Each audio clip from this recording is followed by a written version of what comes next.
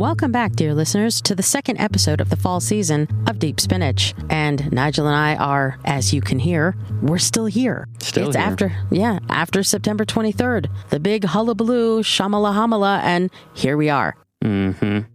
We were promised the end of the world. You know what I feel like?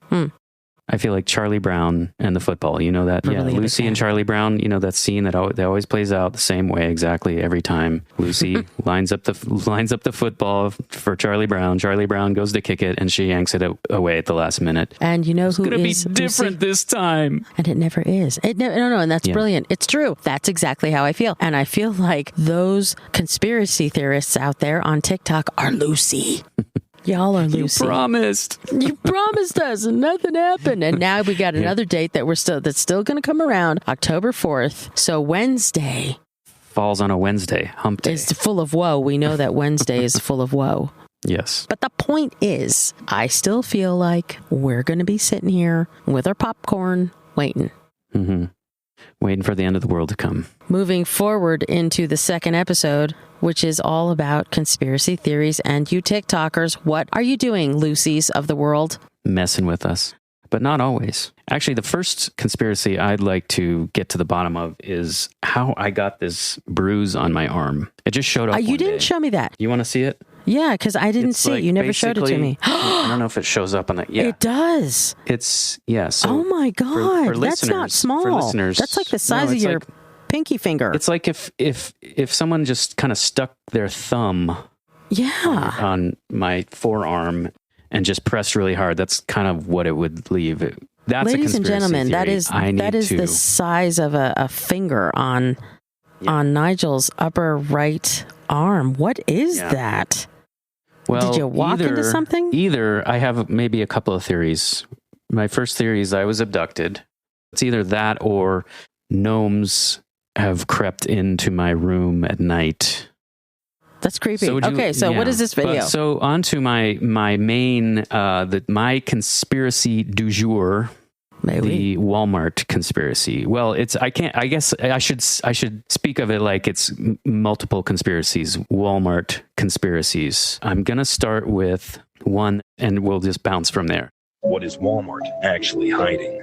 In 2015, Walmart abruptly closed locations in California, Texas, Florida, and Tulsa, citing plumbing problems. Initially, no one thought anything of it, but things started getting stranger by the day. People found it weird that the plumbing problems were so severe that it required 6 months to fix. And it wasn't just that, because soon after, military personnel were seen moving in and out of the closed locations, building what seemed like defenses around the empty shopping mall. It was rumored that these locations were being turned into FEMA concentration camps. Okay, my mouth is open. I'm watching this video and my mouth is open. Like, what? See, I feel like I have to go look this up now. But why FEMA? There are of course a lot of different theories, but they all stem from this basic thing that was happening across the US and maybe continues. I don't know. I have to investigate further, but these closures of Walmart stores across the nation, and why were they closing? What was the purpose of what they were doing? Mm-hmm. Inviting all these theories about concentration camps, or they're going to be. I've even seen some that are like, oh, they're doing child trafficking, or who knows what. Or I've seen some that are like, give me a break. Actually, well, I'll save that for the next video. This other woman posted, and she's sort of a more level-headed. Well, she's not full on like going into these theories, but she's a little bit suspicious. All the old ones that are just sitting there that have never been used, and somebody's buying them up and not even using them. A lot of people have said that the windows are dark and you can't see inside the building, and they've seen security. There is a theory that the military has bought the Walmarts and they'll use them when they enforce martial law. Is actually pronounced martial law. Martial law is when the military will take over and direct citizens and be responsible for all the citizens in case of if there's a war, natural disaster, some very big global emergency. If you take martial law and take the law and reverse it, law spells wall, and then put that in front and you have Walmart. I don't think it's going to be as bad as what people are thinking. They're going to process us when they take over or something. Maybe they could use the Walmarts They're going to need space. If there is another pandemic, they might need the building space for shelters. There is a theory that there are underground tunnels that connect the Walmarts, and the military is actually setting up camp in there and, being underground. I don't believe that. But then again, Nigel can see me rolling my eyes. Crazy crap I've seen. Who knows? So listeners, send us your favorite conspiracy theory. You can contact us. You can send us your conspiracy theories and photographs of things that you have caught on camera or what have you. You can send that to P.O. Box 519 Mead, MEAD, Colorado 80542. Again, that is P.O. Box 519 Mead, Colorado 80542 to Javi Media Network. So who knows, they concentration camp, or are they gearing up for the next pandemic? Are they... If it hadn't been for multiple locations, there was a Big Lots in Longmont that had to be closed down, and come to find out, no, it was actually the Kmart, and it was closed for eons. They barricaded, they put some wiring around that, but come to find out, a giant sinkhole opened up underneath, like in the middle of the store after they closed down, and they just never bothered to fix it. Now, finally, some developers came in and redeveloped it into the Big Lots and the ARC locations that inhabit it now. This is different. See, this is what draws me in. This is what sucks me in, and I think, ooh, something's going on at the Walmart. Now I want to go check out my Walmart. Walmart has stores all over the world. People have also speculated that it's some sort of military operation. It's not just in the U.S., although a lot of the videos focus on stores that have closed in the U.S. and what are they building. There is one more that I wanted to show, and it has to do with show and tell. Some shipping containers. Let me see if I can get to that. This I may have actual testimony to. So I'm at a Walmart Supercenter here. Hold on, let me swap this around. These containers here, Walmart Supercenter, I don't know what they're for exactly. They have it fenced off, locked up. You can see all these containers numbered. I'll show you over here by the entrance how there's an emergency eye wash station inside, bill kit inside. How did he get in there? Okay. Well, it wasn't hazardous waste, fenced off. Storage that section. Spill kit inside. What are these? What is Walmart doing? That's right. What are they doing? They're just weird. A bunch of metal shipping containers with these, biohazard caution signs on them. Eye wash.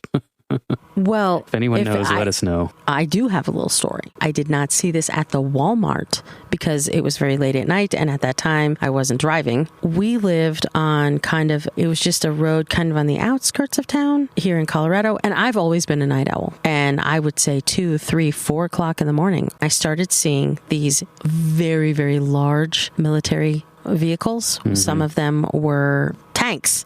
Sorry, people. I'm running on very little sleep.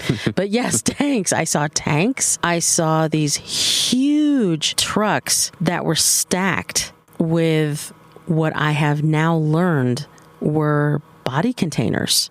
And the reason I bring this up was because it was Jesse Ventura was he in the Senate? He was like a senator, and he had a show. And it was only until after I saw his show, he had also seen huge military vehicles carrying hundreds of these plastic bins that are made to dispose of multiple bodies at the same time. This was, I want to say, in 2008 or 9.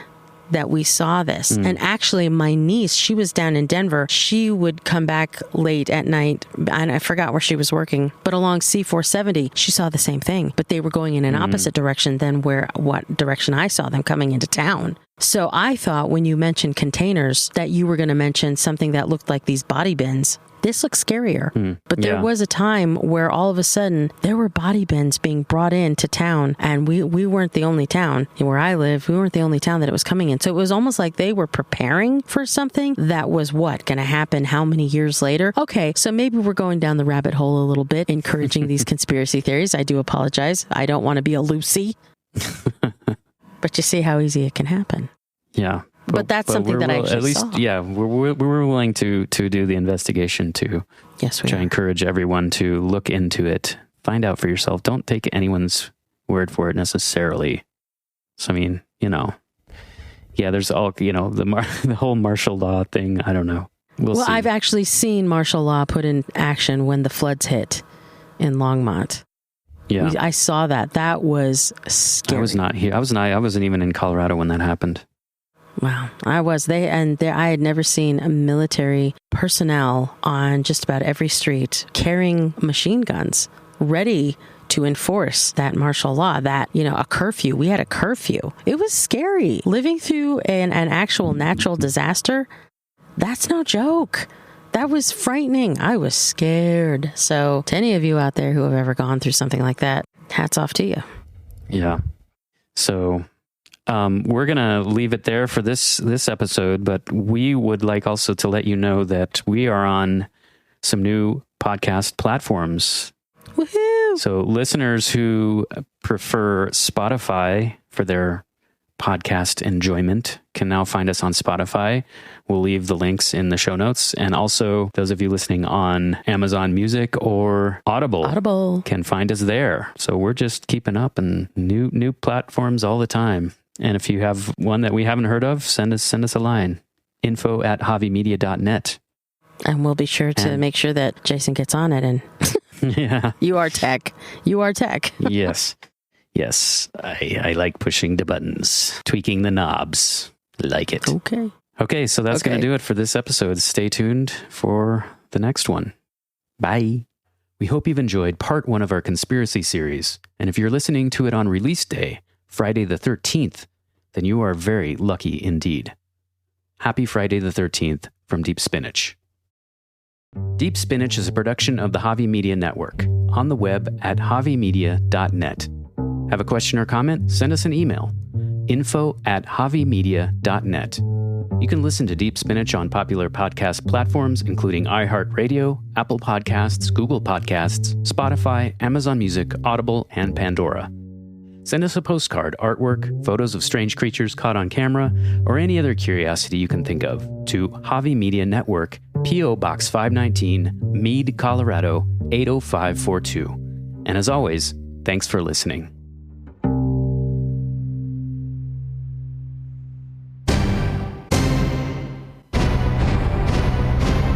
Javi Media.